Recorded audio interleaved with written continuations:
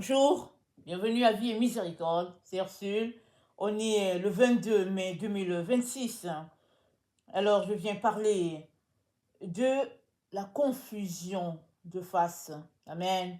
Notre texte, n'est-ce pas, se trouve dans euh, le psaume 31, le verset 16.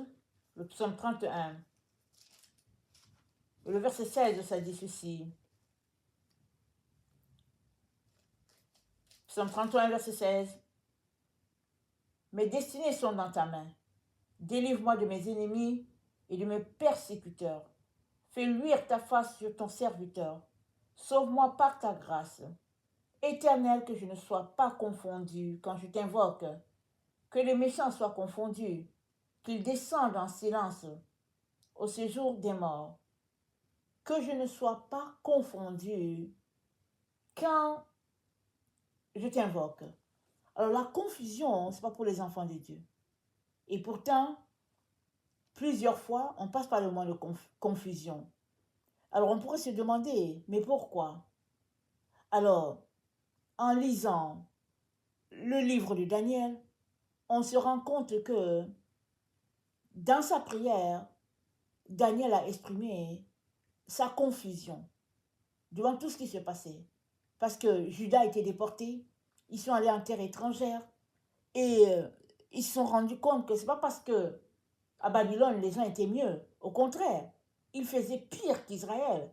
Alors qu'est-ce qui fait que eux, avec leurs péchés, ils ont été déportés, alors que les gens de Babylone, dans leur abomination, étaient là sur leur terre, et puis Juda allait vivre là-bas à Babylone. Donc il y avait cette confusion-là. Aussi, Israël attendait d'être délivré, parce que Dieu a parlé de 70 ans, ils étaient là, ils étaient arrivés au terme de la fin, et puis pas de délivrance possible.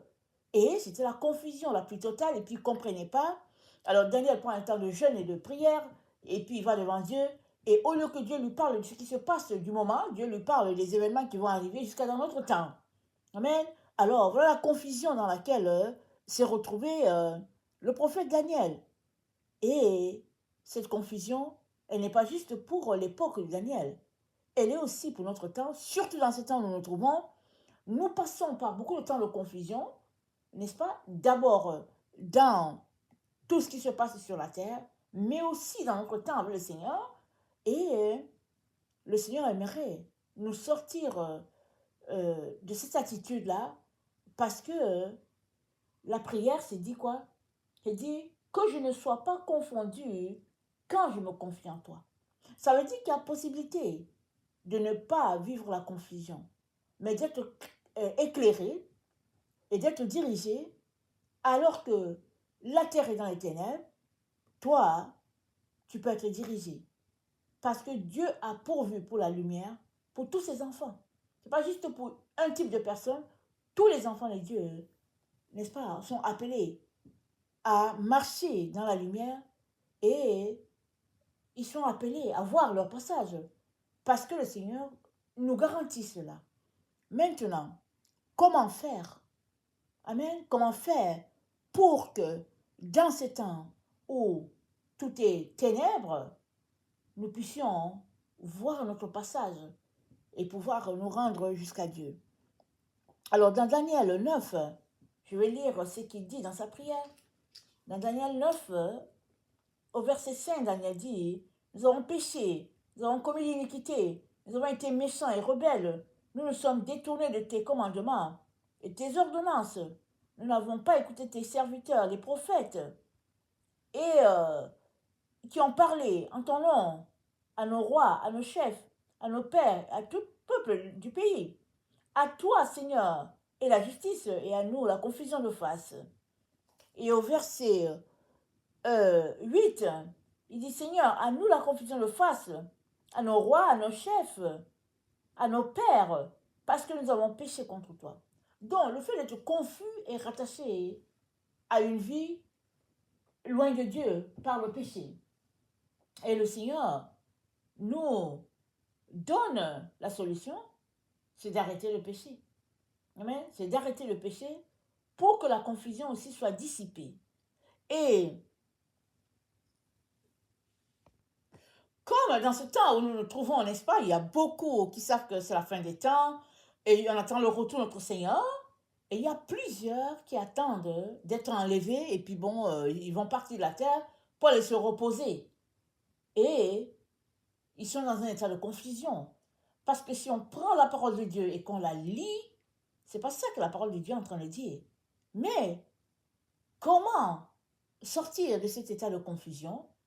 C'est de prendre la parole, passer le temps à la décortiquer pour savoir qu'est-ce que les Écritures disent, parler à Dieu, prendre le temps avec le Seigneur. Le Saint-Esprit est là pour nous conduire dans quoi? Dans toute la vérité. Il prendra ce qui est à Dieu et nous l'apportera. Il nous l'annoncera.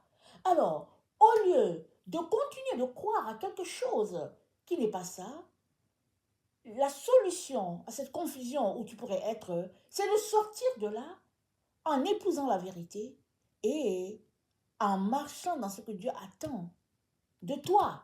Souvent, Dieu nous demande, exemple, de faire un petit truc et puis on ne veut pas, et puis là on se dit, ok, moi je serai enlevé, et puis ce serait correct, et puis je vais régler mon problème.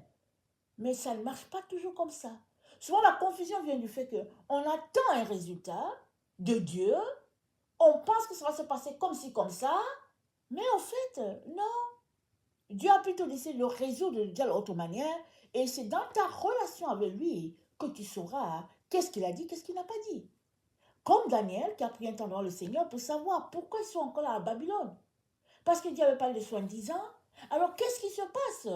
Et Dieu parle à Daniel pour lui dire, il ne s'agit pas juste de l'État de Juda, mais il s'agit de toute la terre et que Daniel va aller se reposer, c'est-à-dire il va se coucher, c'est-à-dire il aura fini avec son parcours sur la terre et que tout ce que Dieu lui montre, ça se rapporte à une autre génération et que tous ces bêtes-là qu'il a vues dans ses rêves sont en fait des royaumes, des personnes, mais que ça ne s'applique pas à son époque.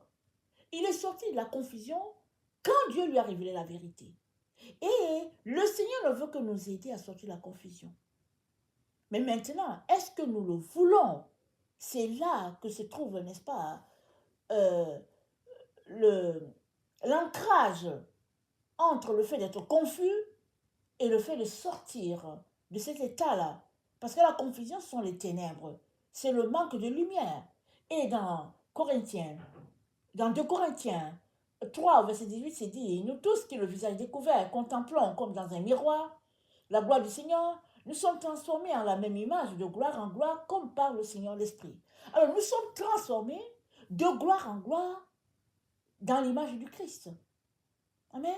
Maintenant, l'image de Christ, où vas-tu le trouver? C'est dans sa parole. La parole là que tu lis, elle reflète Christ. Que ce soit dans l'Ancien Testament, que ce soit dans le Nouveau, ça reflète Christ. Maintenant, prends le temps pour communier avec Dieu à travers cette parole écrite là. Et comme ça, il va t'enseigner et tu sortiras de ton état de confusion. Mais si tu ne veux pas étudier les Écritures, et puis tu veux tout simplement des solutions toutes faites, alors il se pourrait que tu puisses demeurer dans la confusion. Parce que la personne sur qui tu comptes, il se pourrait qu'elle ne soit pas instruite. Et puis, finalement, elle va plus t'induire en erreur. Donc, la solution pour sortir de notre état de confusion, c'est notre relation avec Dieu. C'est ça qu'il faut bâtir, c'est ça qu'il faut, n'est-ce pas, entretenir. Et c'est dit de contempler. On va lire. C'est dit, nous sommes transformés à la même image de gloire en gloire, comme par le Seigneur l'Esprit. Alors, on est transformé comment? Quand nous contemplons le visage de Christ, et son visage, il est contemplé où? Dans sa parole. Quand nous lisons et que nous nous laissons enseigner par l'Esprit, et que l'Esprit pointe ces éléments-là que nous devons changer dans nos vies, et que nous mettons cela en application, alors on est transformé de gloire en l'image de Christ et nous sortons de notre état de confusion. Vous savez, les gens ont attrapé Jésus, on l'a bastonné, ils ont craché sur lui, on l'a traité vraiment de la façon la plus ignoble. Mais c'est dit quoi? Jésus n'était pas confus. Amen. Il n'était pas confus. Il savait qu'il était venu pour ça. Et puis, il savait qui il était. Il sait qu'il est Dieu. C'est-à-dire qu'il est fils de Dieu, il sait qu'il est Dieu. C'est les autres qui le bastonnaient, qui ne savaient pas qui était Jésus. Et c'est eux qui ont été confondus à la résurrection. Parce que finalement, tout ce qu'ils inspectaient qui devait se passer, tout ce qu'ils attendaient, ça ne s'est pas passé comme ils voulaient. Et la personne qu'ils ont mis en prison, elle est ressuscitée. Qui est confus? C'est eux qui étaient confus. Alors, qu'est-ce que le Seigneur a prévu pour nous, dans les temps dans lesquels nous sommes? Il a prévu la confusion pour l'ennemi. Ce n'est pas pour toi et moi. Maintenant, si tu ne sors pas de ton état, n'est-ce pas, de personne envahie par les choses de ce monde, tu vas demeurer dans la confusion par rapport à tout ce qui se passe sur la terre. Parce qu'on est dans les temps de la fin. Il y en a qui ne veulent pas entendre ça, ils vont dire, oh non, mais non, mais c'est encore lointain. Ils vont essayer de trouver une raison pour expliquer que c'est encore lointain. Mais en fait, on est à la fin de la fin. Et la fin, ça ne veut pas dire que la destruction de notre monde et puis que le monde va s'écrouler et puis tout va finir. Non, c'est le Dieu de la famille qui nous a installés sur la terre. Il aimerait que nous continuions d'exister, de vivre, de bâtir, de nous multiplier. Mais aussi, l'ennemi fait quoi? Des mensonges. Pourquoi? Parce que l'ennemi veut prendre contrôle de toute la terre. Avec, n'est-ce pas, d'autres manières de fonctionner, d'autres types de pensées, d'autres façons de faire. Mais qu'est-ce que le Seigneur a dit? Dès la Genèse 1, il a dit à Adam, prends contrôle. Prends contrôle de l'univers. Multipliez-vous, n'est-ce pas, assujettissez. Donc, Dieu a donné l'autorité à l'homme. Il a laissé Satan le lui arracher. Jésus-Christ est venu restaurer. Et Jésus-Christ a tout restauré pour que toi et moi, nous puissions marcher de victoire en victoire et de gloire en gloire, laissant de côté le chemin de l'ennemi. Maintenant, tout dépend de toi. Vas-tu saisir cette occasion, n'est-ce pas, de lumière que Dieu nous accorde dans les temps où nous sommes et marcher dans ce que Dieu a pour toi pleinement, ou bien vas-tu continuer d'entretenir ton ignorance, ou bien ton refus, n'est-ce pas, d'accepter que Jésus-Christ est la solution qui pourra t'aider à sortir de ton état d'être confus. Amen. Alors, dans 1 Corinthiens 4, au verset 6, voilà ce qu'il dit. 1 Corinthiens 4, le verset 6. C'est à cause de vous, frères, que je fais de ces choses une application à ma personne, à celle d'Apollos, afin que vous appreniez en nos personnes à ne pas aller au-delà de ce qui est écrit. Amen. Ça dit, n'allons pas au-delà. N'essayons pas d'imaginer des scénarios dans notre tête. Allons-y à Dieu. Posons-lui des questions. Marchons dans ce qu'il a pour nous. Attendons-nous à lui. Et il va nous éclairer, nous aidant à sortir de toute confusion. Amen. Si tu n'as pas encore donné ta vie à Jésus, je viens t'encourager à le faire. Ouvre ta bouche, demande-lui d'être ton sauveur et ton maître, parce que c'est lui le pont entre Dieu et puis toi. Et demande pardon pour tes erreurs. Le Seigneur viendra faire sa demeure en toi et il t'aidera à cheminer dans tout ce qu'il a pour toi.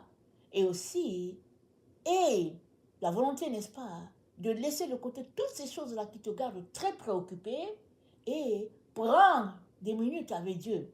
Lis la Bible, prie. Le Seigneur ne manquera pas de te visiter. Amen. Que le Seigneur bénisse sa parole. Amen et alléluia. Amen.